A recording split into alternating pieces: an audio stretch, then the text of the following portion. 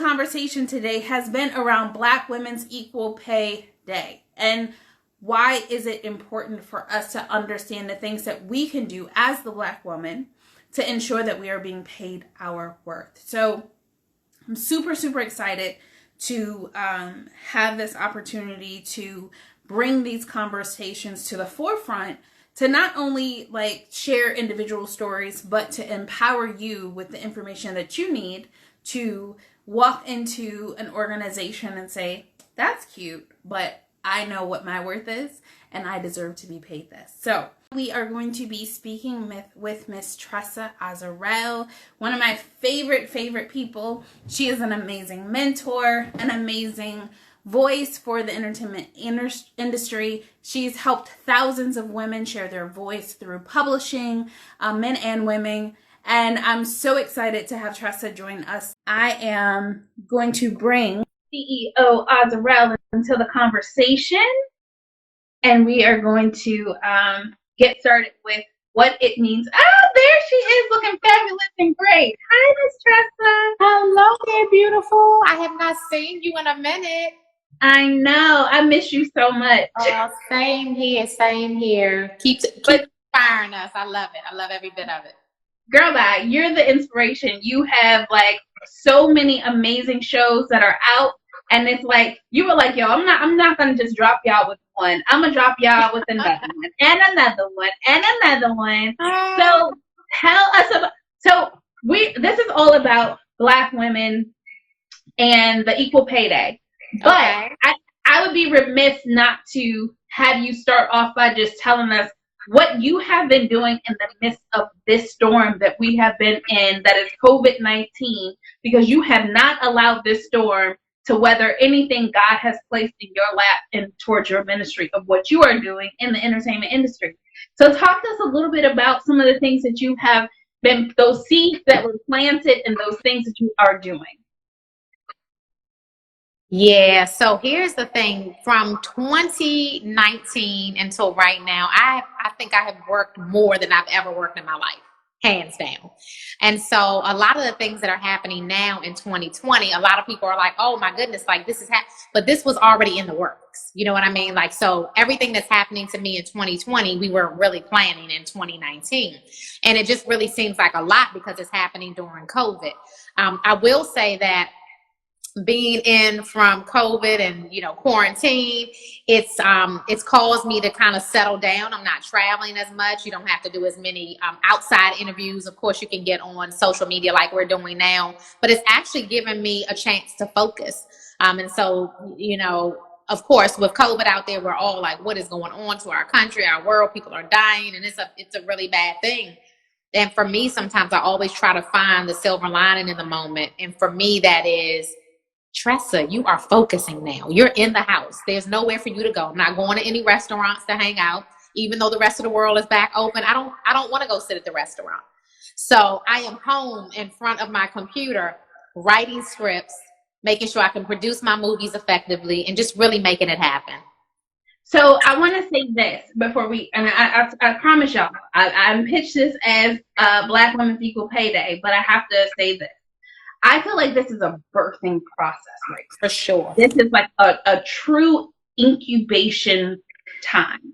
And I'm sharing this with you because we've been doing this all morning and half the evening.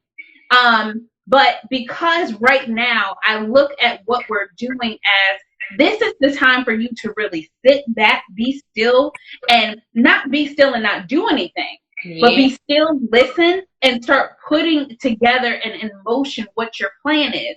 And it reminds me of when you transitioned. Yeah. It reminds me of when you were on bed rest. Yes. And you had to do something, and you wanted to make the most of your time, so you started writing, right? Yeah. And so if you look at the time frame that we're in between now and 2021, it's about the time of a pregnancy.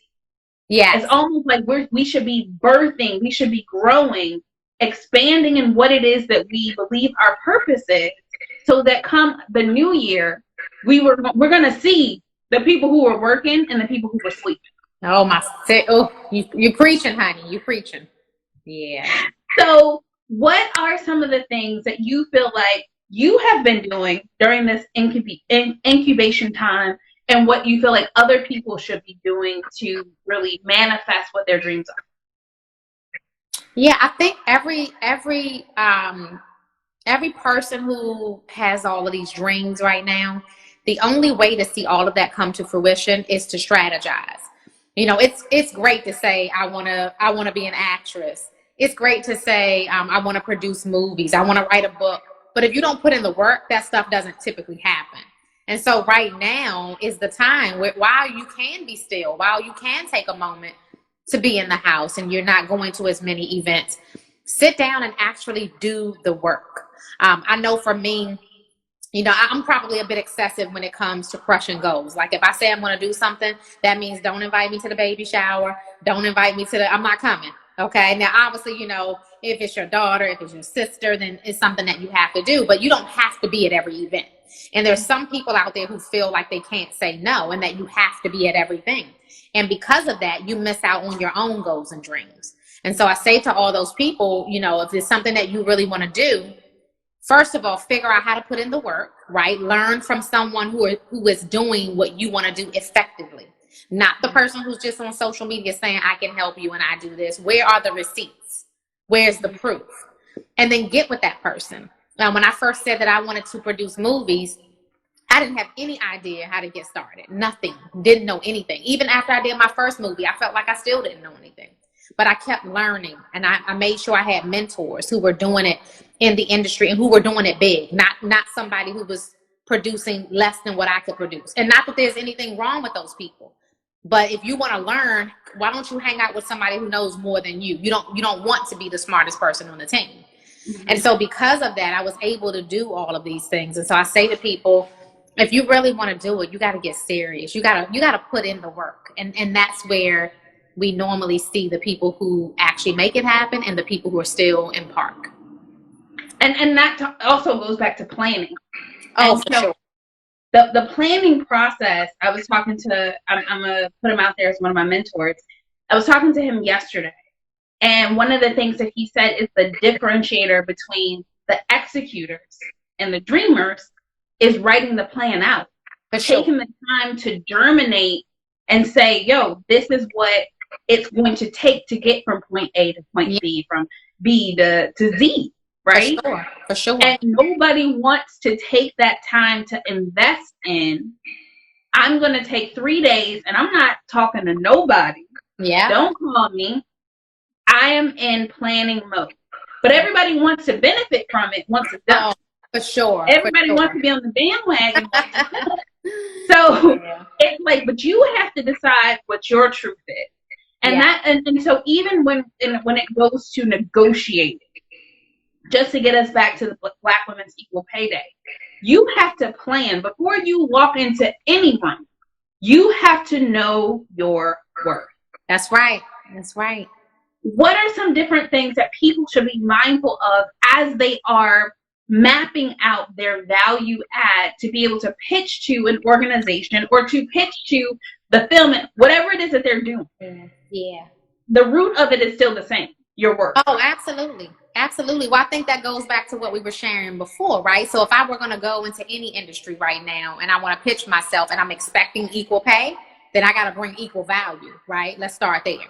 So I can't say that I want equal pay with men as a teacher and the men in the field have the master's degrees in education and I don't want to go back to school to get the master's degree. Mm-hmm. You can't. So we got to already start there.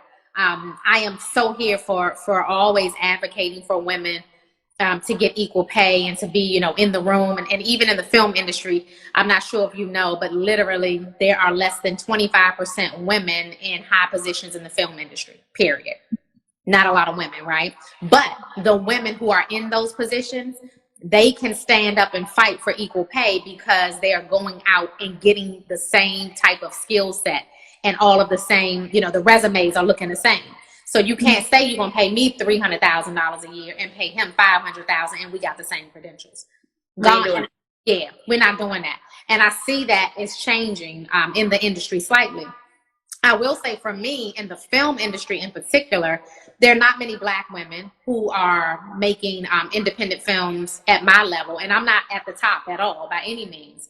I'm like considered like a mid-level filmmaker. So, you know, my budgets are typically anywhere from 500,000 to $1 million. Well, that's small in the film world. But then there are people who, the average independent filmmaker, they're probably making films at the $100,000 level. So what I have to tell myself is, okay, if you want to go in and get the $5 million deals, relax yourself for a minute. Don't go in the room being Billy Bad Woman until you got your credentials straight, right? Get your credentials right. And so that's what I've been doing over the last, you know, I've been producing movies for 5 years now. I actually have 8 movies under my belt now, but I'm a realist. I take it slow. I don't, thank you, darling. I don't go in the room saying, oh, yes, I've done this and I've done that, because I know that there's somebody else who's going to say, girl, I produced Will Smith's movie. Sit down. So I am taking it slow and watching and learning and building my resume and basically studying my craft as I go along. And I'm aligning myself with the right people. I think a lot of times we have to take ego out of the situation. You got to take ego out.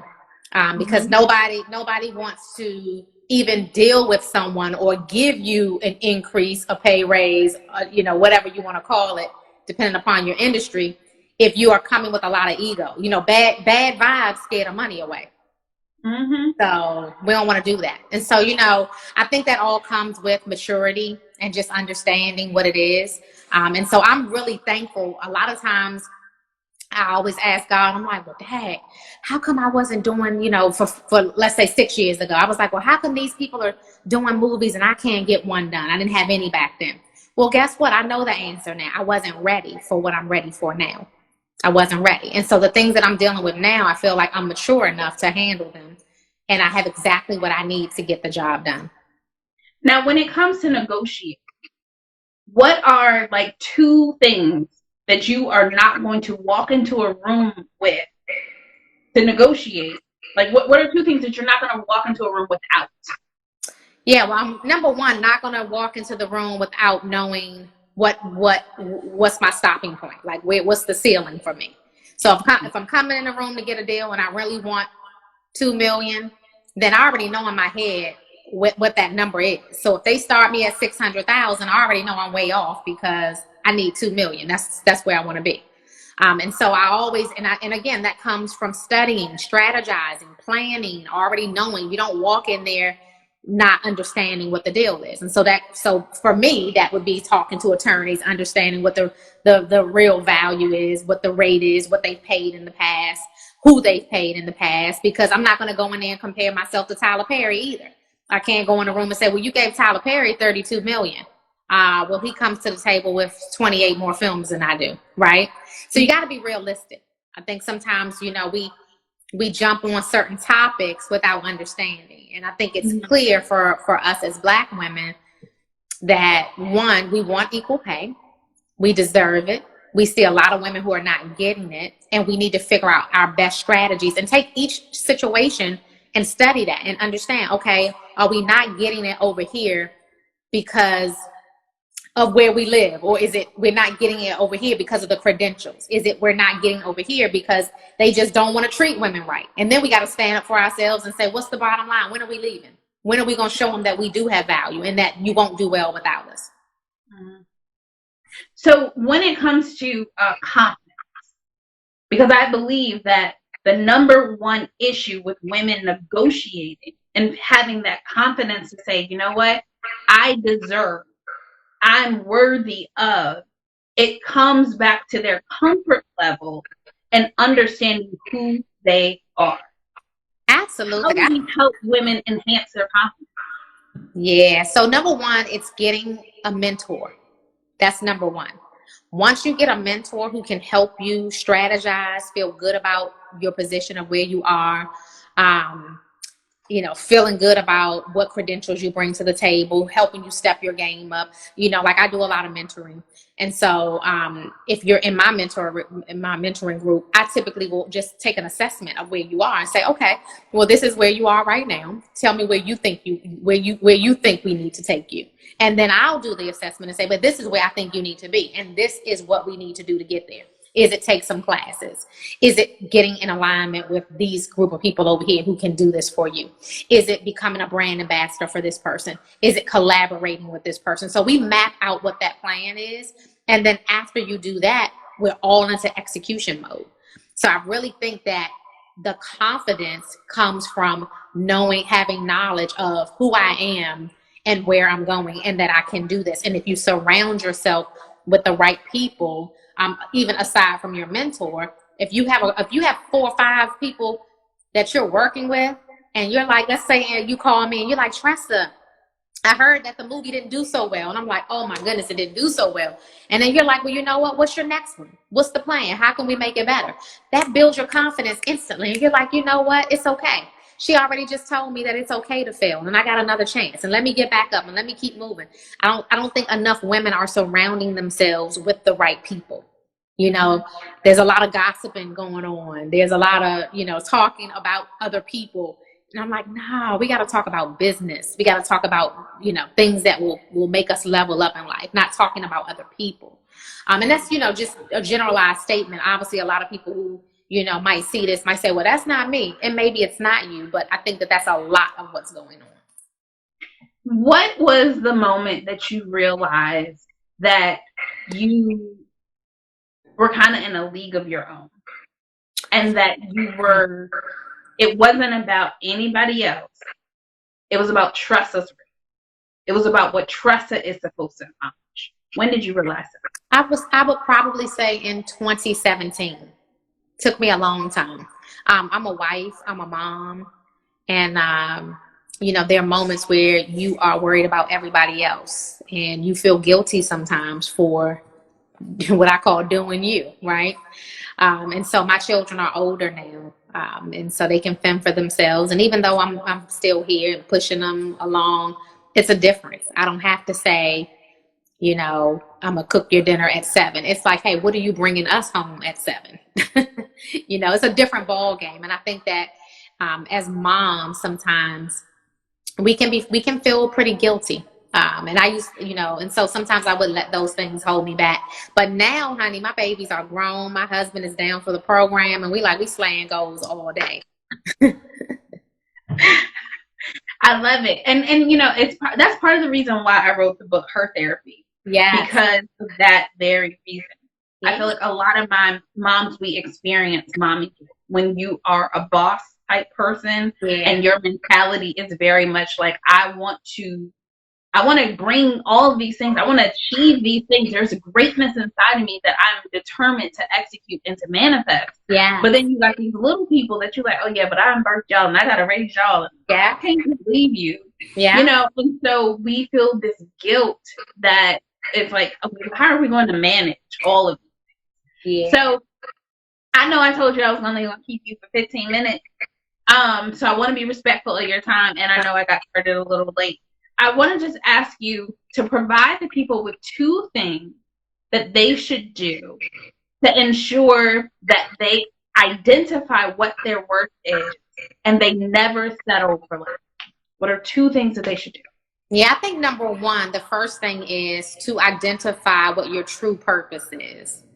If you know what your true purpose is, you're going to be much happier, and you're going to be willing to do whatever it takes to level up in that arena.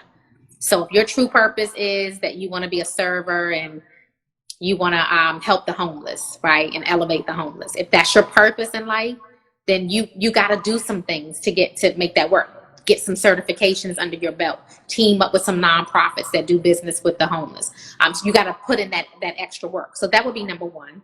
The second thing that I would say that you need to do is to understand what is really going on in that industry. Study that industry, because a lot of times we go into situations and it's all about the dollar, and you don't understand what it takes in the industry. Like, do some research, find out who the key players are, who were the key players that left and why did they leave? Were they there for 20 years and they left because they never got equal pay? Do some research, and don't listen to other people. Listen to, your research. Okay. You do the work, And so I think that would be the top 2 things for me. Okay. Yay! Well, Tressa, thank you so much for joining us Can you share your information so people can follow you, get your information, be a part of your mentorship program? I know you also help people write books. Yeah. Give us some information so people can get in contact with Sure. So my my Instagram is at CEO Azarel, and that's Azarel. To find out info about my mentoring programs, I do two different ones. I do one for helping people who want to write books, and I do one for helping people who want to either write scripts or produce movies. And they both can be found on my website, Tressa, TRESSA, Azarel, AZAREL.com. Awesome. And Tressa, she drops amazing gems on her Instagram page. She has an amazing group of women and men who follow her and truly believe in the work that she's doing. I absolutely love Tressa. I met Tressa some years back. And she's definitely a gem to have in your corner and to be able to learn from. So I definitely encourage you to get a mentor. If it's Tressa, if it's someone else in whatever industry that you're interested in, you need that support system backing you, pushing you to the next level to ensure that you are your absolute best self. Absolutely. All right. So we are going to be coming back at 8 o'clock with Dr. Cheryl Wood, or Dr. Cheryl Empowers. Cheryl Empowers is her Instagram handle. And so we just thank you again, Tressa, for being with us. And we will see you guys back here at 8 o'clock. And Tressa, we got to catch up. Yes, we do. Yes, we do. I'm getting ready to shoot a new movie for the next 2 weeks, but as soon as September hits, we need to have like a lunch, even if it has to be a virtual lunch. Yes, I'm down. All right, darling. Bye. Thank you so much. Bye-bye. All right, bye, guys. Bye.